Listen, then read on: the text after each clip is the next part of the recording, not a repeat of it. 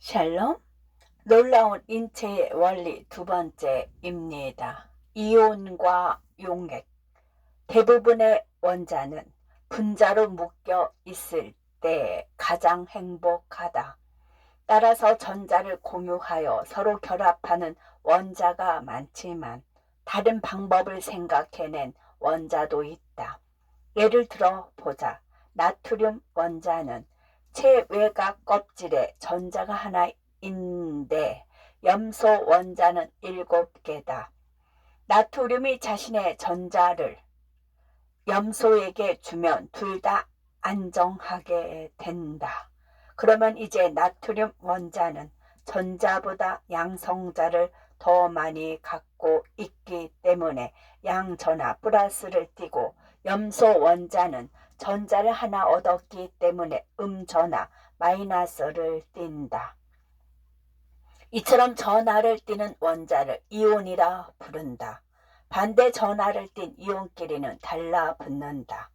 예를 든 나트륨 이온과 염화 이온이 결합한 결합물은 염화 나트륨, 즉 소금이다. 물에 녹는 이온이나 분자는 마구잡이로 움직이다가 서로 부딪히면서 농도가 높은 곳에서 낮은 곳으로 퍼져간다.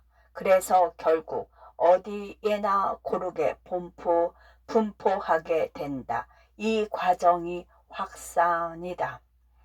모든 분자에는 에너지가 담겨 있기 때문에 분자는 늘 움직인다. 염화 나트륨 분자가 물에 떨어지면 더 빠르게 움직이는 물 분자가 그들을 둘러싼다. 물 분자는 살짝 전하를 띠기 때문에 음으로 하전된 부분은 나트륨 이온을 둘러싸고 양으로 하전된 부분은 염화 이온을 둘러싸서 두 이온을 떼어 놓는다. 그 덕분에 소금 결정이 녹아서 소금물이 된다. 물이 분자들을 이온 상태로 녹일 수 있다는 것은 인체의 작동에 결정적으로 중요한 사실이다. 이온 상태일 때 나트륨은 몸을 움직이고 통제하는 일에서 핵심적인 역할을 맡기 때문이다. 공유 결합으로 만들어진 분자도 물에 녹을 수 있지만 분자의 한 부분이 조금이라도 양전하를 띠고 다른 부분이 음전하를 띌 때에만 가능하다.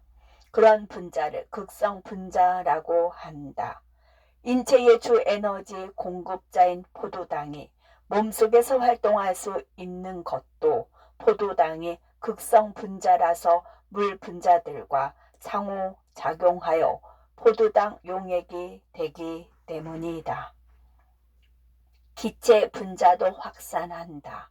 액체 분자보다 훨씬 빠르게 퍼지는 점이 다를 뿐이다.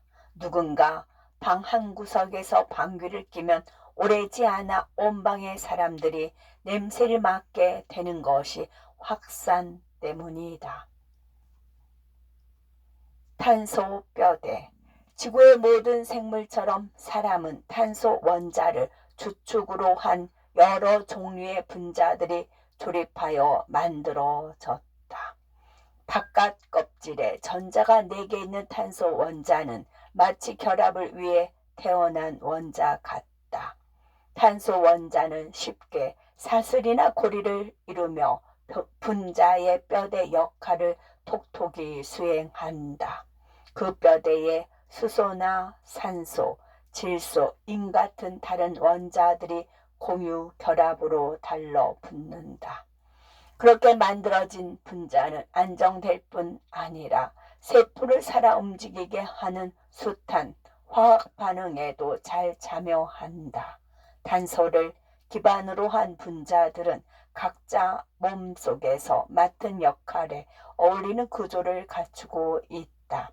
이들 중 제일 중요한 것은 탄수화물, 단백질, 핵산, 지질이다.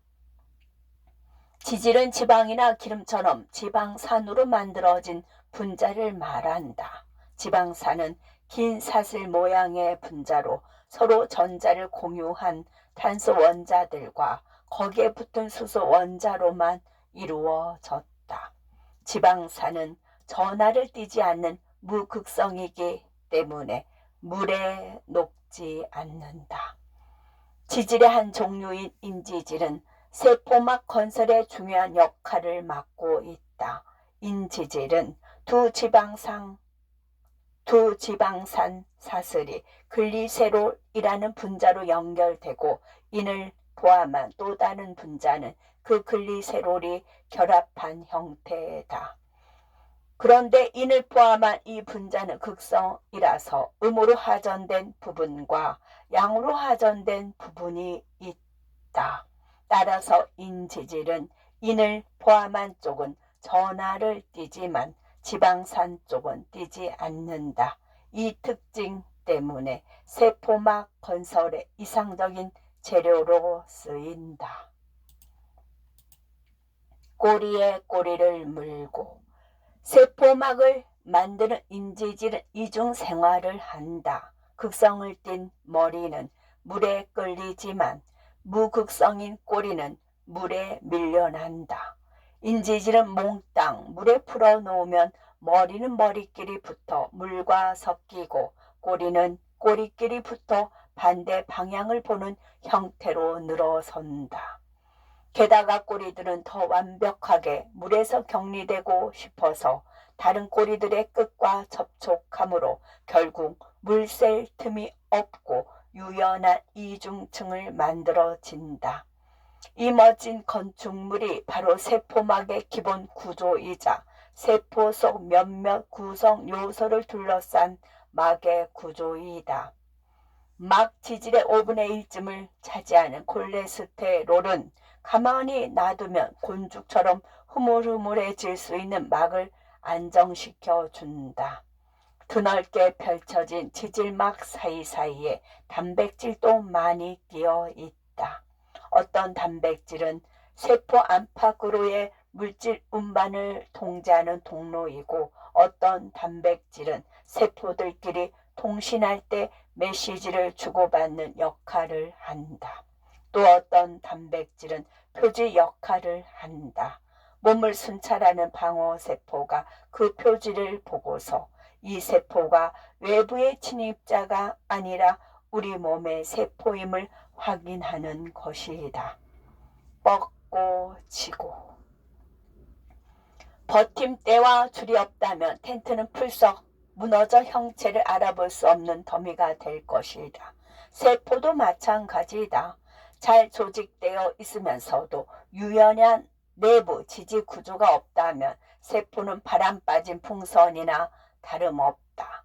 지지대 역할을 하는 세포 골격이라는 뼈대는 세포마다 조금씩 다르긴 하지만 주로 미세관, 액틴 잔섬유, 중간 잔섬유로 이루어진다. 미세관은 그중 가장 굵고 뻣뻣하지만 어느 정도 구부러진다. 핵 근처에서 밖으로 뻗어나가 세포막까지 다다르며 세포의 형체를 잡아준다. 액틴 잔섬유는 가장 가늘다. 주로 세포막 아래에서 서로 뭉쳐 망을 이룸으로써 막을 강하게 지지한다. 액틴 잔섬유는 세포 안쪽을 향해서도 얼기설기 뻗어 있다. 미세관이 세포막을 바깥으로 밀어내려 하는 반면 액틴 잔섬유는 막을 중심으로 향해 잡아당긴다. 세포 골격의 세 번째 구성 요소인 중간 잔섬유는 세포 속 어디에나 존재하며 모든 요소를 제자리에 붙들어 맨다. 액틴 잔섬유와 미세관을 잇고 세포막과 핵을 잇는다. 베베 꼬인 가닥. 세포 골격은 그냥 가만히 있기만 하는 게 아니다. 변화하는 힘에 맞춰서 지지 구조를 재배치해야 할 때가 많다. 세포 골격의 구성 요소들은 각자 조금씩 다른 단백질 하부 단위로 구성되어 있다. 그 하부 단위는 해체와 조립이 쉽기 때문에 세포 골격은 거뜬히 지지 구조를 재배치한다. 미세관은 단백질의 하부 단위가 여러 줄로 늘어선 모양이다. 한 줄 한 줄 나란히 붙어 있지만 살짝 비틀었기 때문에 전체적으로는 나선처럼 휘감은 벽이 된다. 액틴 잔 섬유는 단백질 하부 단위 두 가닥이 꼬여서 만들어진다. 진주 목걸이 두 줄이 꼬인 모양을 상상하면 된다.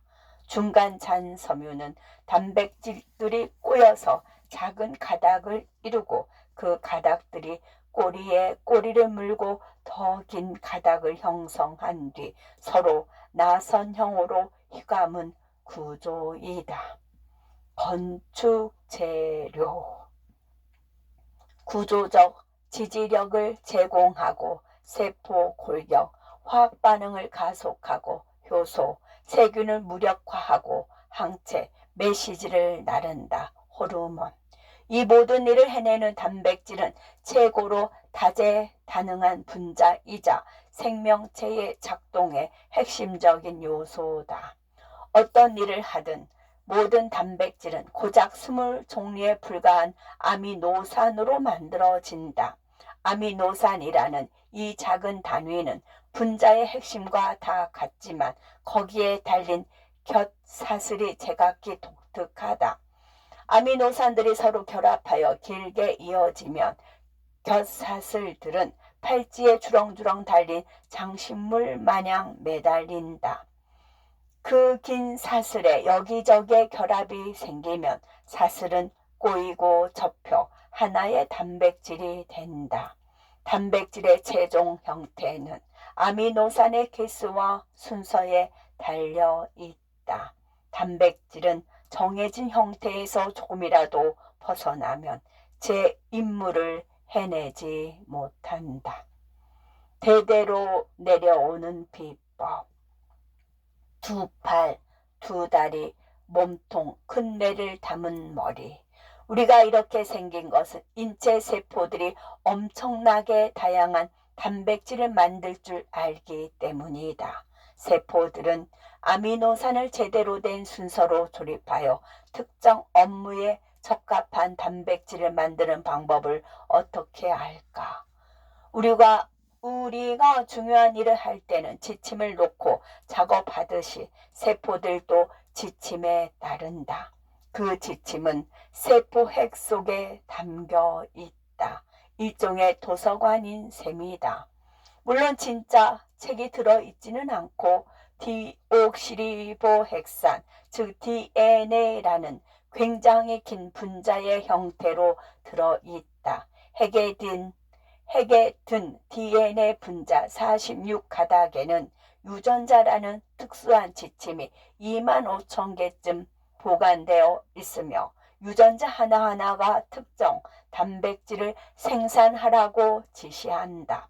덕분에 DNA는 세포의 모든 활동에 원자 하나하나 수준으로 명령을 내릴 수 있다.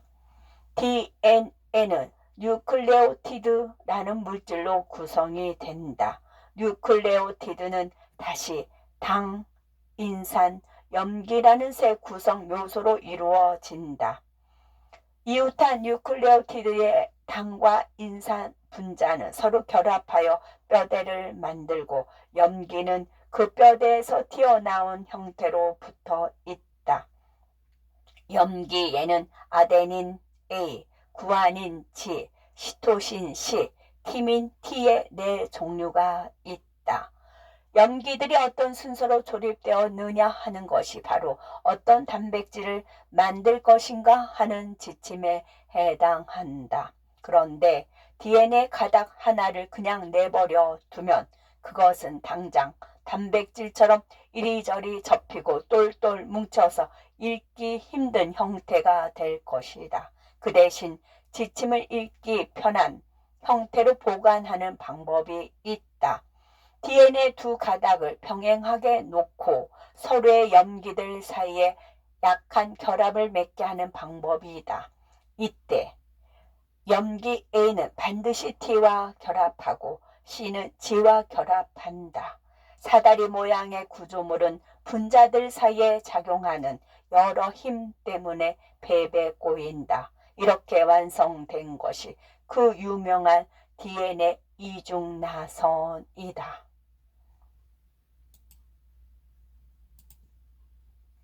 지침 복사하기.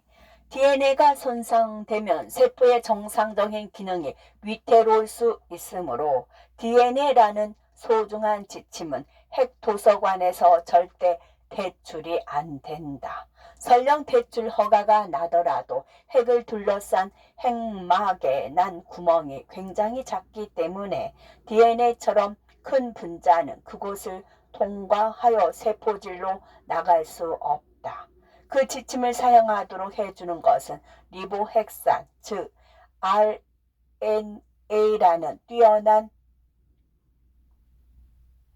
흉내쟁이다. 우선 DNA에서 해당 유전자가 담긴 부분에 이중나선이 풀리면서 두 가닥이 갈라져 염기들이 드러난다. 그러면 자유롭게 돌아다니던 RNA 뉴클레오티드가 한쪽 DNA 가닥을 주형으로 삼아서 알맞은 염기들을 끼워 맞춘다. RNA는 티민 T 염기 대신 우라실 U 염기를 사용한다. 조립된 뉴클레오티드들은 당과 인산을 서로 이어서 뼈대를 만든다. 그 결과 RNA 한 가닥이 만들어지는데 이것은 핵막 구멍을 통과할 수 있을 만큼 작다. 잘라 읽기. 우리가 숨이 멎을 듯 흥미진진한 소설을 읽는데 간간히 모르는 언어로 써진 글이 몇 쪽씩 끼어들어 독서를 방해한다고 상상해보자. 유전자는 그런 책을 닮았다. 해독 불가능한 텍스트가 길게 이어져 있고 그 속에 군데군데 의미 있는 염기 서열이 흩어져 있는 꼴이다. RNA는 유전자를 고스란히 복사한 것이므로 RNA 역시 그런 모양이다. 그래서 RNA는 세포질로 나가기 전에 우선 편집을 거쳐야 한다. 편집은 효소가 맡는다. 효소는 RNA에서 거추장스러운 단락을 싹둑 잘라낸 뒤 유전자의 작동 부위만 다시 이어 붙인다. 이렇게 탄생한 RNA 지침은 전령 RNA라고 부른다. 전령 ANA는 이제 단백질로 번역될 준비를 마쳤다. 단백질 생산. 핵에서 세포질로 나온 전령 RNA는 특정 단백질을 이루는 아미노산 서열로 번역된다. 이때 메시지는 염기 서열의 형태로 쓰여 있다. 염기는 한 번에 3개씩 읽힌다. 즉 어떤 세기의 염기가 한 종류의 아미노산을 나타내는 것이다. mRNA가 세포의 단백질 생산 기계인 리보솜으로 들어가면 번역이 시작된다. 첫 염기 3개가 자리를 잡으면 tRNA라는 다른 종류의 RNA가 그에 맞는 아미노산을 리보솜으로 배달해 온다. 즉 mRNA의 염기 3개에 상보적인 염기 3개를 갖고 있는 tRNA가 불러오는 것이다. 그러면 리보솜은 옆으로 이동해서 mRNA의 그 다른 염기 3개를 노출시킨다. 이 mRNA 염기에 상보적인 염기를 가진 tRNA가 두 번째 아미노산을 물어와서 첫 번째 아미노산과 결합시키고 할 일을 마친 첫 번째 tRNA는 리보솜에서 떨어져 나간다. 이 과정이 반복되면 정확한 아미노산 서열로 이루어진 단백질 사슬이 리보솜에서 세포질로 밀려 나온다. 그리고 이 단백질 사슬은 착착 접혀서 자신만의 독특한 구조를 취한다. 보통은 리보솜 여러 개가 늘어선 대열 속에 하나의 mRNA 분자가 동가한다. 많은 단백질을 효율적으로 생산하기 위해서다. 샬롬.